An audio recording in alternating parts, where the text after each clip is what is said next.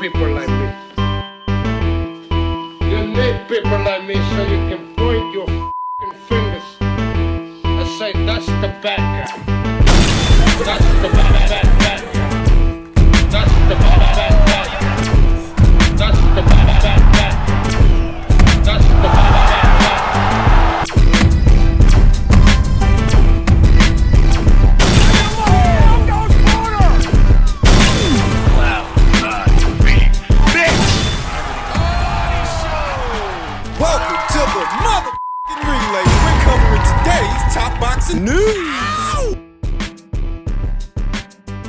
Okay, we'll start with this. What is a last look at this weekend's WBC interim lightweight title fight between the United Kingdom's own Caroline Dubois and Uruguay's Mayra Moneo, the reigning WBC interim champion and the fighter most in line at this time to fight for the WBC title, the title that Katie Taylor still holds at 135, while she reigns as an undisputed champion at 140, the title that I expect Katie Taylor to soon vacate. Caroline is 23, whereas Mayra's 31. Caroline is a southpaw, whereas Mayra is an orthodox fighter. Mayra's got more fights and more rounds in the bank, sporting a professional record of 14 wins with 1 loss, no draws, 3 knockouts, having never been knocked out in 15 professional bouts. Mayra, at least on paper, is the more experienced professional boxer because she has more fights and more rounds in the bank than Caroline,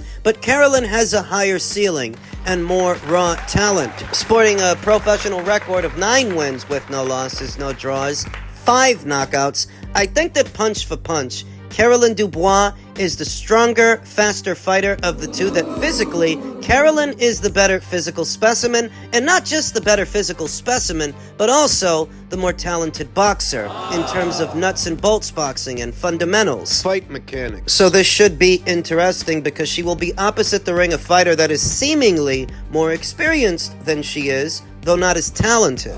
Caroline Dubois was last in action in February of this year opposite the ring Miranda Reyes, who she won a unanimous decision against. Before that, she fought 3 times last year, so she's been busy. Boxer's been doing a good job of keeping her busy, keeping her active, and allowing her to amass professional experience. Whereas Mayra last saw action in December of last year. She hasn't fought yet this one. The last time she was in action was in December of last year, and she fought 2 times last year to Caroline, who fought 3 times. Mayra is best described as a mid-range to inside scrapper, a mid-range to inside volume puncher, pressure fighter. It's what she is, whereas Caroline Dubois, she's more boxer-puncher. She can box when she needs to and punch when she needs to, assert herself when she needs to, and move when she needs to, create space.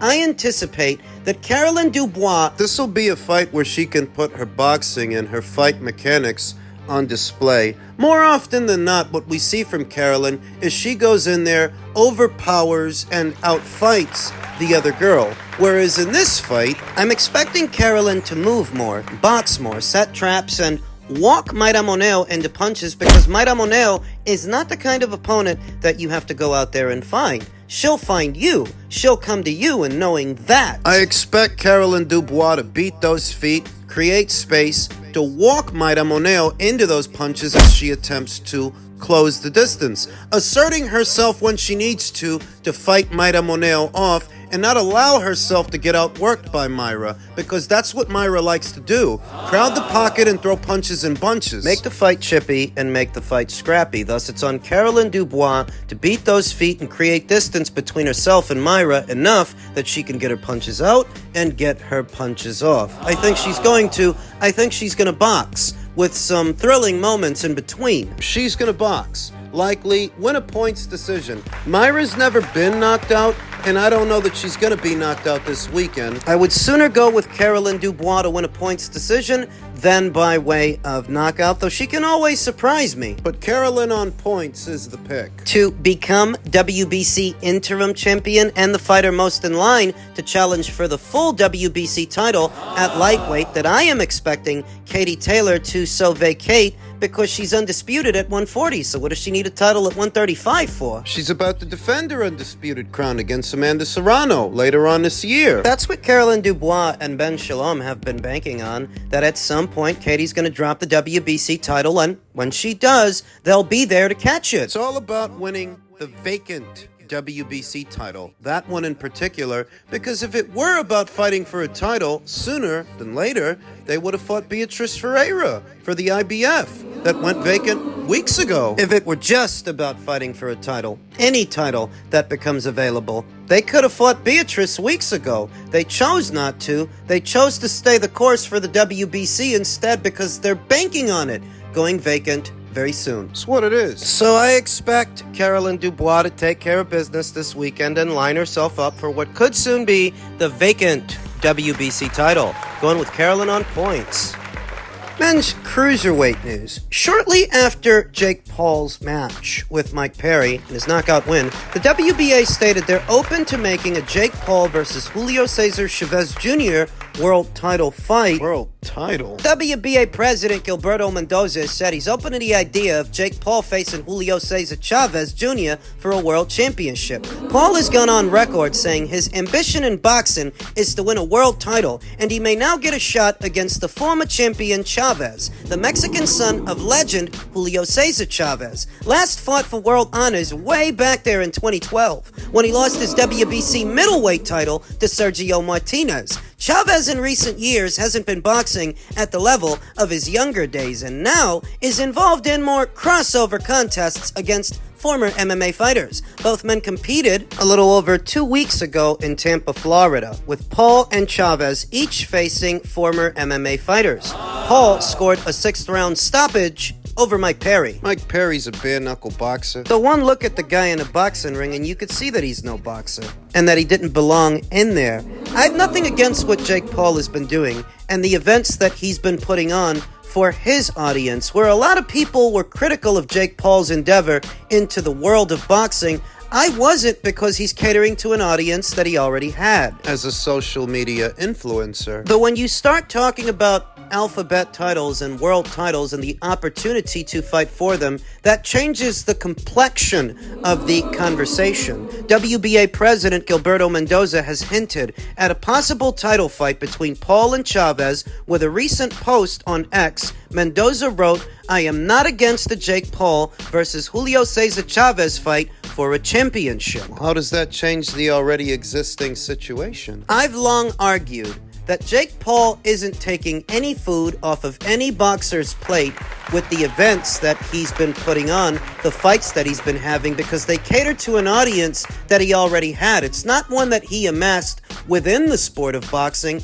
It's one that he came into the sport with, because he was already well known as a social media influencer. Thus, the money that he's generating, it's not at any boxer's expense, but a world title opportunity. In some ways, that would be that there are more worthy fighters, fighters that are ranked, fighters that are paying sanctioning fees to the WBA to achieve a rank and climb up those ranks. So that's kind of crossing the line. That does change things. A title fight between Paul and Chavez seems unusual, as both fighters currently sit outside of the WBA's top 15 rankings, and Paul has yet to record a win over a notable boxer. However, he could get a chance to add the name of a 58-year-old Mike Tyson to his resume this fall in November. So the question then becomes, if the WBA wants to give Jake Paul this opportunity, what exactly has he done, and who exactly has he fought that he should be given a shot at an alphabet title before the ranked fighters, the ones who are paying those sanctioning fees, and the ones in the top 15, the top 10, the top 5? What has Jake done to be fast-tracked ahead of all of them? Nothing. And I have nothing against Jake Paul or what he's been doing,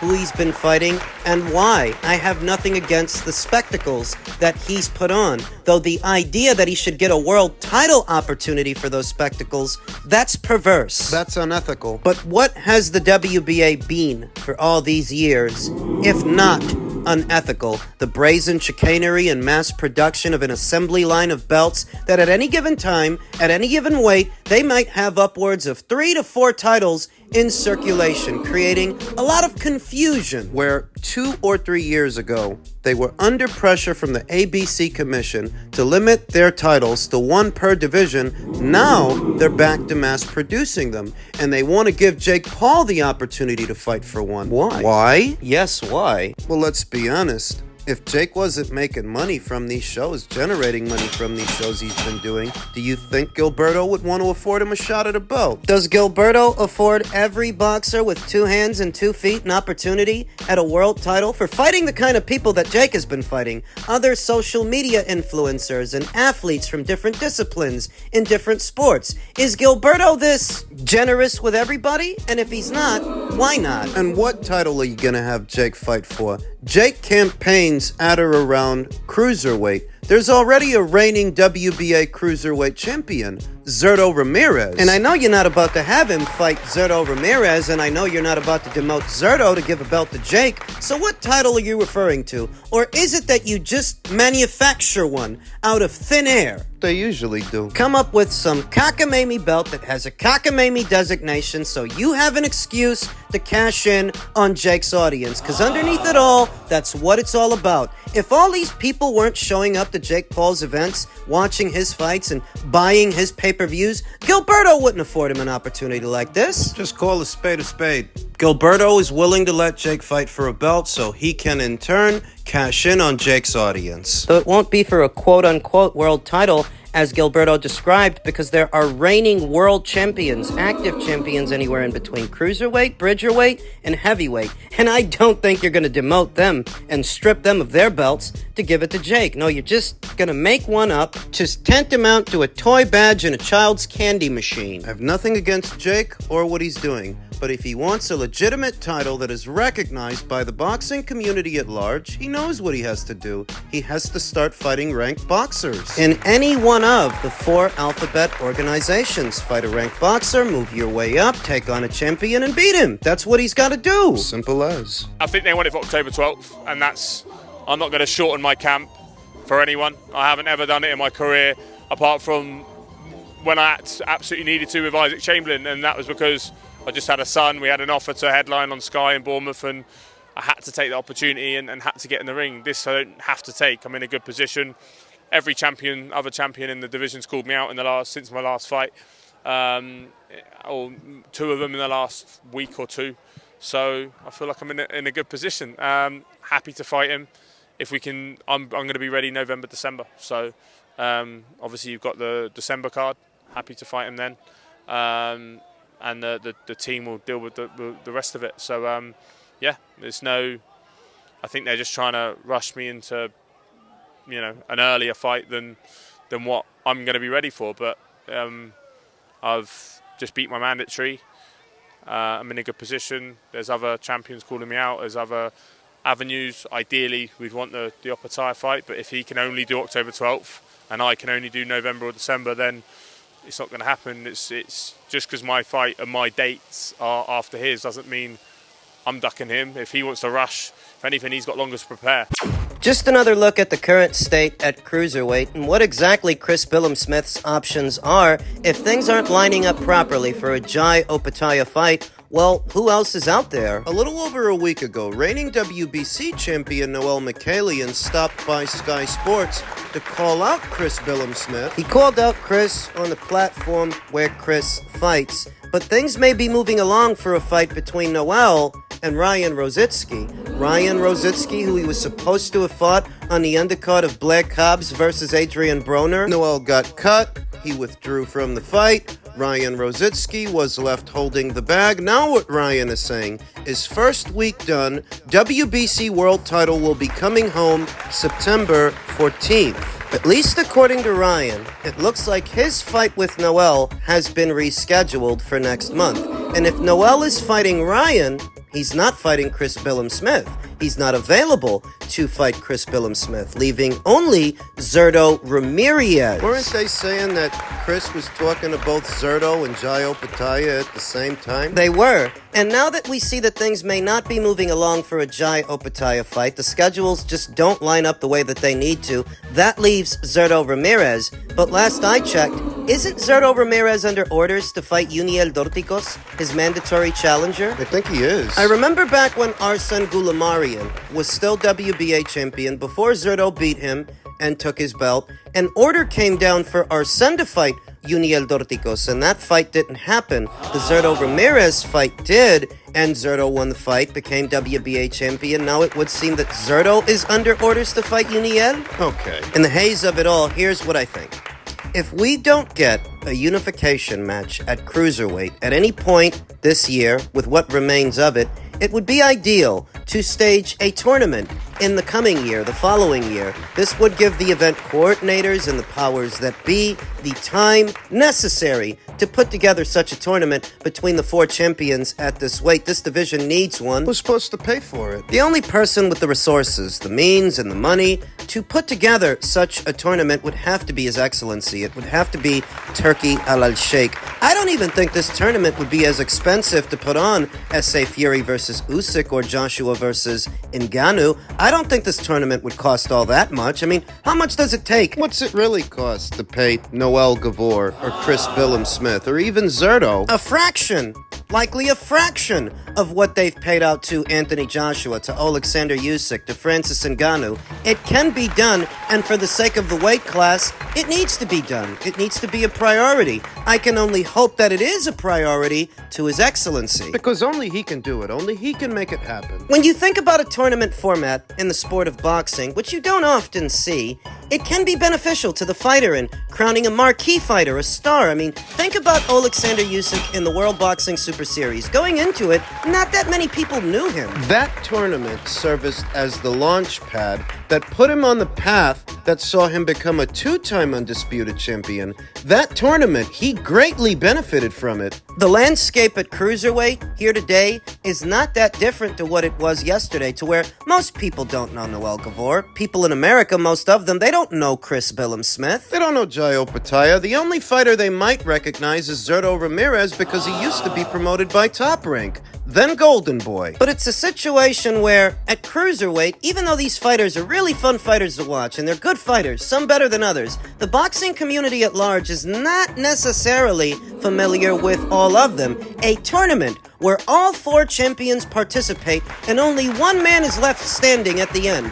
That could create the Cruiserweight division's next star. I think Jai Opetaia is the top seed in the tournament. I think he would be the betting favorite against any one of the other three champions at the weight. Noel Gavor, Zurdo Ramirez, Chris Billam-Smith. He'd be the top seed like Usyk was the top seed. And what a coincidence that they're both southpaws. Zurdo Ramirez is a southpaw too. You could probably give him decent odds against Chris Billam-Smith. Decent odds against Noel Gavor. So you say in the top two seeds are Jai Opetaia and Zurdo Ramirez. I think so. I think those two of the top seeds would be the top seeds in the tournament, and out of those two, I would go with Jai Opetaia to beat Zurdo Ramirez. I think he's athletic, he's fast, he's strong, much stronger than Zurdo. With more time at this weight. I think that Jai Opetaia would be the betting favorite to not only beat Zurdo Ramirez, but win the whole tournament, if there actually was one.